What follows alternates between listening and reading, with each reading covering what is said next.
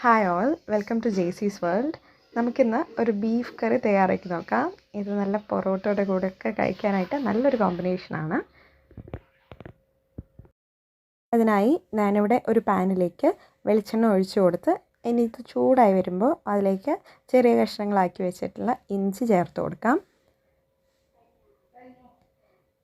ഇതിന് ശേഷം നമുക്ക് കുറച്ച് വെളുത്തുള്ളി കൂടെ ചെറിയ പീസാക്കിയത് ചേർത്ത് തൊട്ട് ഒരുമിച്ചൊന്ന് ഇളക്കിയെടുക്കാം.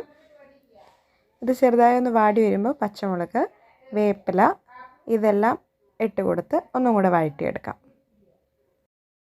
ഞാനിവിടെ 3 സബോള ചേർത്തിട്ടുണ്ട്. ഈ 3 സബോളയും ഇതുപോലെ അരിഞ്ഞത് ചേർത്ത് ഇനി ഒരു ഗോൾഡൻ ബ്രൗൺ ആവുന്നത് വരെ നന്നായി വഴറ്റിയെടുക്കാം.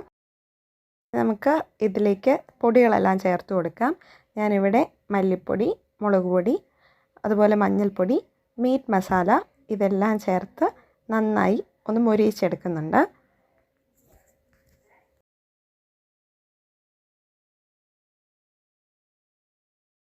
ഇതിലോട്ട് ഇനി ഒരു തക്കാളി ചെറിയ പീസസ് ആക്കിയതിട്ട് ഒന്നും കൂടെ നമുക്ക് വാട്ടിയെടുക്കാം.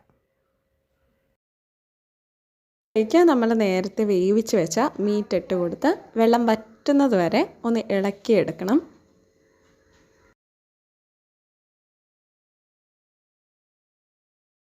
നമുക്ക് ഇത് ചെറിയ ഗ്രേവി ആക്കിയിട്ട് എടുക്കാം.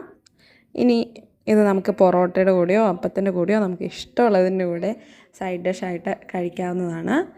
Hope everyone enjoy the video ഇഷ്ടപ്പെട്ടാൽ എല്ലാവരും ലൈക്ക് ചെയ്യുക, ഷെയർ ചെയ്യുക, സബ്സ്ക്രൈബ് ചെയ്യുക. Thank U.